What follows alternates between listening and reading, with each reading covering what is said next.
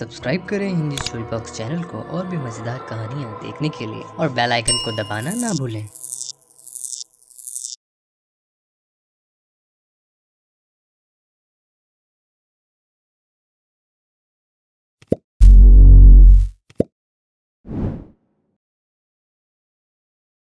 एक बार की बात है, दो दोस्त जिनका नाम मनोहर और किशोर शहर से अपने गांव की ओर लौट रहे होते हैं। उन्हें शहर से आते आते काफी रात हो जाती है। किशोर मनोहर से कहता है, अरे भाई मनोहर, आज तो हमें कुछ ज्यादा ही रात हो गई आते हुए। आज हम गांव पहुंच भी पाएंगे या नहीं? अरे तू बेवजह ही फिक्र करता है। हम समय से पहले गांव पहुंच जाएंगे और रास्ते में यदि देर हो भी गई तो कहीं रुक जाएंगे। अब रास्ते में उन्हें पेड़ गिरे हुए नजर आते हैं, जिस वजह से वो लोग आगे नहीं बढ़ पाते।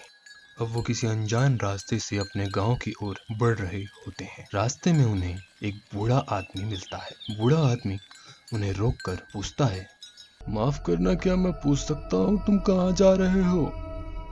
काका, हम तो अपने गांव जा रहे हैं, पर आप ये क्यों पूछ रहे हैं? मेरी मानो तो वापस लौट जाओ। इस रास्ते में रात को निकलना खतरे से खाली नहीं है। अभी भी वक्त है, लौट जाओ, लौट जाओ। मनोहर को उस बूढ़े आदमी की बातों पर विश्वास नहीं हो रहा होता है। अब वो किशोर से कहता है, मुझे लगता है इस आदमी का दिमाग खराब है। हमें यहाँ से निकलना चाहिए। अगर हम और देर करेंगे तो गांव पहुँचते पहुँचते हमें एक दिन और लग जाएगा। अरे भाई, ये भी तो हो सकता है ये आदमी सही बोल रहा हो और इस रास्ते में सच में कोई खतरा हो। हमें वापस लौट जाना चाहिए। अरे किशोर, कैसी बातें कर रहा है तू? इतना डरपोक कब से हो गया? तुझे चलना है तो चल मेरे साथ, वरना तुझे यहीं छोड़ दूंगा। अरे नहीं नहीं भाई, मुझे मत छोड़ियो यहाँ पर। तू जैसा बोलता है वैसा ही करते हैं, चल। अब वो उस बूढ़े आदमी की बातों को अनसुना करके उस रास्ते पे निकल पड़ते हैं। काफी दूर चलते चलते उन्हें एक आवाज सुनाई देती है। ये आवाज मानो जैसे किसी की शादी हो रही है और बारात निकल रही है। मनोहर किशोर से कहता है, अरे किशोर, क्या तुझे भी ये आवाज सुनाई दे रही है? हाँ सुनाई तो दे रही है। लगता है किसी की शादी है। क्यों ना हम शादी में शामिल हो जाएं और हो सका तो रात वहीं गुजार लेंगे। अब वो दोनों वहां से पैदल ही निकल पड़ते हैं।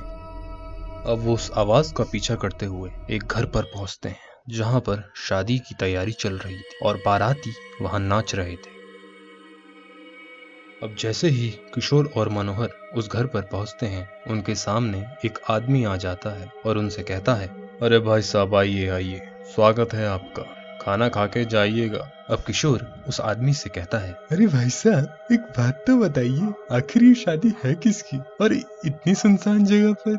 अब वो आदमी किशोर की बात को अनसुना करके चला जाता है। अब किशोर और मनोहर एक दूसरे की तरफ देखते हैं। अब मनोहर किशोर से कहता है, किशोर, अब जो भी हो, हम यहाँ से खाना खाएंगे और रात भर रुकेंगे, फिर सुबह अपने घर के लिए यहाँ से निकल जाएंगे, ठीक है ना? अब वो दोनों जैसे ही खाने के लिए आगे बढ़ते हैं, उन्हें दिखाई देता है कि शादी में तो बहुत ही स्वादिष्ट खाना बना है। वो एक दूसरे से कहते हैं, अरे भाई मनोहर, तूने देखा खाना कितना स्वादिष्ट है यहाँ पर? मैं तो आज भरपेट खाऊंगा। हाँ हाँ, भरपेट खा ले, क्योंकि घर पे तो तुझे कोई खाना देता नहीं है। चल अब ज्यादा बातें मत कर और खाना खाते हैं। अब मनोहर और किशोर वहीं खाना खाने के लिए बैठ जाते हैं, लेकिन वो ये देखते हैं कि उन दोनों के अलावा और भी कोई खाना नहीं खा रहा है और आपस में बात भी नहीं कर रहा है। मनोहर को शक होता है और वो उस आदमी के पास पहुंचता है जिसने उन्हें खाने के लिए आमंत्रित किया था। अरे भाई साहब, यहाँ पर सब लोग चुप क्यों हैं और कोई खाना क्यों नहीं खा रहा है? मनोहर के इतना पूछने पर भी उस आदमी ने उसे कोई जवाब नहीं दिया और उसकी आंखें अचानक से लाल हो जाती हैं और अब वो मनोहर से कहता है, तुम्हें अगर हमारा खाना पसंद नहीं है तो यहाँ से निकल जाओ, निकल जाओ। उस आदमी के अजीब तरह से बात करने पर मनोहर सोच में पड़ जाता है। अब वो ये सब बात किशोर को बताता है। अब वो दोनों वहां से बाहर निकल आते हैं। जैसे ही वो दोनों बाहर निकलते हैं, वही बूढ़ा व्यक्ति मिलता है जो उन्हें यहाँ आने से रोकता है। बूढ़ा व्यक्ति उन दोनों के पास आता है और कहता है, अरे तुमने मेरी बात क्यों नहीं मानी? तुम यहाँ आखिर कर क्या रहे हो? वापस क्यों नहीं गए? अरे काका, हमें बहुत रात हो चुकी थी, इसलिए हमें इस जंगल के रास्ते से ही आना पड़ा। और जब हमने देखा कि यहाँ पे एक शादी हो रही है तो हम दोनों ने सोचा कि रात भर यहीं रुक जाते हैं। और काका, आपको पता है यहाँ कितना स्वादिष्ट खाना है कि देखते ही मुंह में पानी आ जाए, पर अफसोस हम उसे खा ही नहीं पाए। अरे कौन सी शादी, कौन सा खाना, यहाँ दूर दूर तक कोई पंछी भी नहीं है। हे भगवान, कहीं तुम दोनों ने उस शादी में कुछ खाया तो नहीं? नहीं काका, हम खा नहीं पाए क्योंकि वहाँ हमें कुछ अजीब लगा, इसलिए हम वहाँ से आ गए। लेकिन आप ये क्या कह रहे हैं? हमने खुद वहाँ पर लोगों को देखा है। अरे वो कोई इंसान नहीं थे, तुमने जो देखा वो भूत थे, और वो बारात भूतों की बारात थी। वो हर वर्ष इसी रास्ते से गुजरते हैं, तभी मैंने तुम लोगों को यहाँ से जाने के लिए कहा था और तुम लोगों ने मेरी बात नहीं मानी। अरे काका, ये आप क्या बोल रहे हैं? ऐसा कुछ नहीं होता। यदि ऐसा कुछ होता भी है तो आप यहाँ क्या कर रहे हैं? आप भी भूत हैं क्या? अगर तुम्हें मेरी बातों पर यकीन नहीं है तो जाओ और एक बार दोबारा देख कर आओ अपनी आंखों से। और हाँ, अगर जिंदा बच गए तो मुझे आके जरूर बताना। मनोहर और किशोर दोबारा उस शादी में जाते हैं, पर वहाँ उन्हें कोई और नहीं मिलता है और वो खाने के व्यंजनों के पास भी जाते हैं। और जैसे ही वो व्यंजनों को देखते हैं, वो उन्हें देखकर अचंभित रह जाते हैं। उन्हें ये दिखाई देता है कि ये कोई खाना नहीं है, बल्कि ईंट और पत्थर है। वो ये सब देखकर हैरान रह जाते हैं। अरे ये क्या, ये तो पत्थर है। अरे मनोहर, ये क्या है? किशोर, अब हमें यहाँ पर नहीं रुकना चाहिए, चल। अब वो दोनों जैसे ही बाहर जाने लगते हैं, उन्हें पीछे से आवाज आती है, तुम्हें खाना पसंद नहीं आया? यहाँ से चले जाओ, चले जाओ।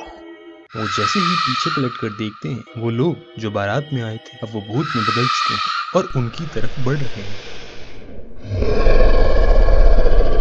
हे भगवान, हमें बचा, आज तो मारे गए। अब मनोहर और किशोर दोबारा उस बूढ़े व्यक्ति के पास पहुंच जाते हैं।